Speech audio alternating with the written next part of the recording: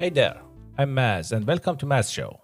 This is your space to explore big ideas through books, society, knowledge, and history, all with one goal to build a better world and a brighter future. If you are curious, reflective, and ready to grow, you're in the right place. So tap follow, hit subscribe, and let's get thinking.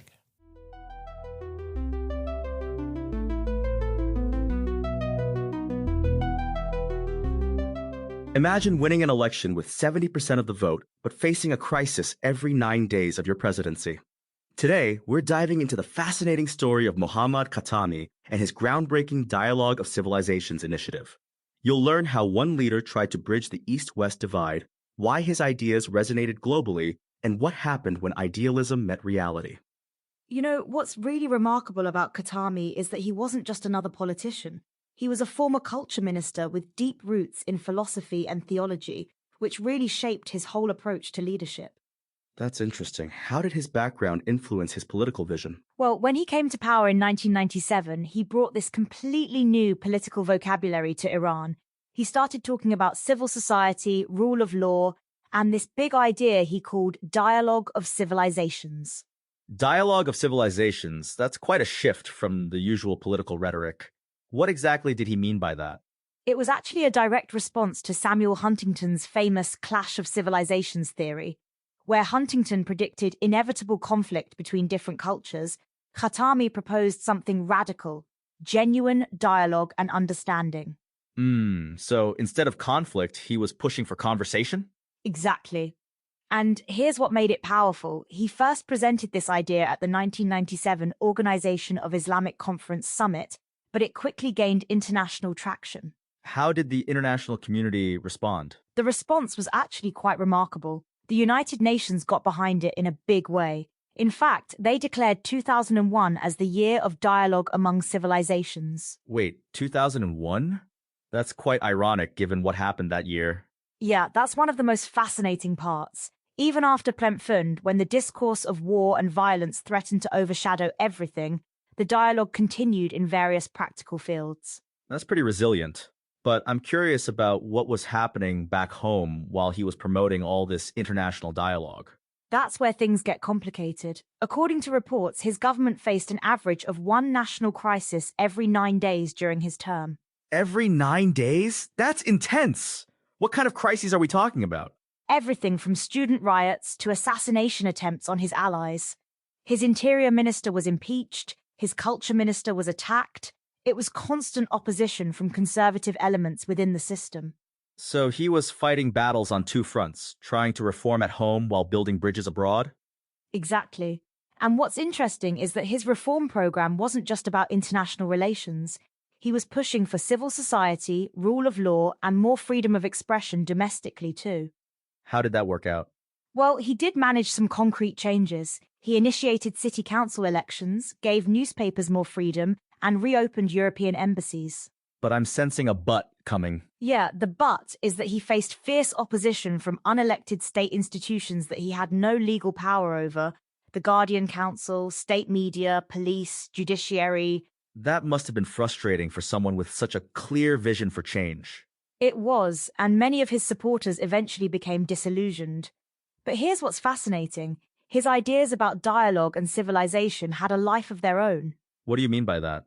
Well, his initiative led to the creation of dialogue institutions, academic chairs, and international conferences across both the Muslim and Christian worlds. So even if he couldn't achieve everything he wanted at home, his ideas had global impact? Exactly. And what's really interesting is how his approach blurred the traditional East-West divide. He engaged simultaneously with Western political thought, Islamic philosophy, and ancient Iranian ideas. That's quite a balancing act. It was, and it's particularly relevant today. His vision was about how post-colonial Muslim societies could engage with colonial powers while maintaining their authenticity.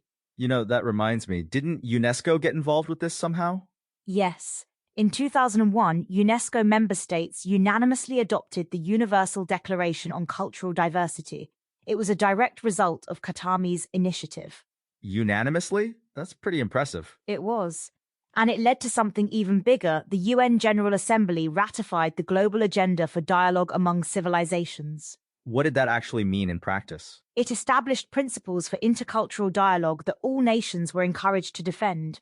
This wasn't just theoretical, it led to practical initiatives. Like what? Well, in 2002, public figures from Russia, India, and Greece created the Dialogue of Civilizations international program, which still exists today. So his ideas outlived his presidency? Absolutely. The first major conference was held in Rhodes in 2003, right in the middle of the Iraq War when tensions between the Christian and Muslim worlds were at a peak. Talk about timing. Yeah, and that's what made it so powerful. They adopted the Rhodes Declaration, calling for ongoing dialogue about humanity's shared future. It's interesting how these ideas keep resurfacing when they're needed most. Exactly. And you know what Khatami himself said about this? He called dialogue a light that will never go out. That's quite poetic for a politician. Well, remember his background in philosophy and theology. He saw dialogue as something deeper than just political strategy. How so? He believed dialogue could create what he called vivacious hope. Hope for a world focused on virtue and human values rather than just economic indices and weapons. That's quite a vision. But given all the opposition he faced, was he too idealistic? You know, that's the fascinating paradox of Khatami. His presidency might have fallen short of its domestic goals, but his international vision proved remarkably durable. How do you mean? Well, even today, the Dialogue of Civilizations Research Institute continues his work, with offices in Berlin, Moscow, and Vienna. What do they actually do? They research international relations and security issues, and they've even developed something called the Index of Dialogue to assess conflict risks in different regions. So his ideas evolved into practical tools? Exactly. And that might be his most important legacy, showing that dialogue isn't just a nice idea, but something that can be implemented in concrete ways. It's interesting how someone can lose the political battle but win the ideological one. And that's really the key point about Khatami. His presidency might have ended in disappointment, but his vision of dialogue as an alternative to conflict lives on. Do you think we need that vision more than ever today? Absolutely. In a world where civilizational tensions are rising again, Khatami's emphasis on finding common ground through dialogue feels incredibly relevant. So what's the big takeaway from all this? I think it's that real change often happens in unexpected ways. Khatami couldn't reform Iran's political system, but he gave the world a new framework for thinking about cultural differences. And sometimes that's more powerful than political reform? Exactly. Ideas can outlast governments, cross borders, and shape how future generations approach global challenges. Remember, even when dialogue seems impossible, it might just be the light that never goes out.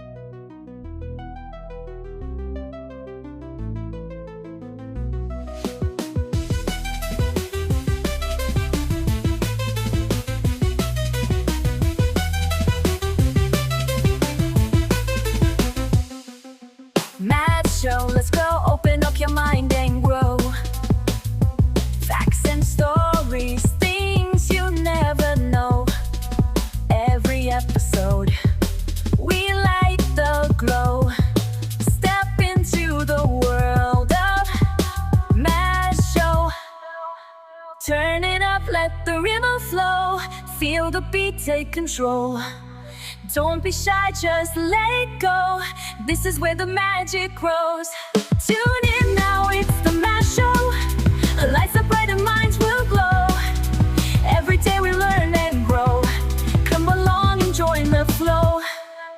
New ideas begin to shine. Breaking limits, crossing lines.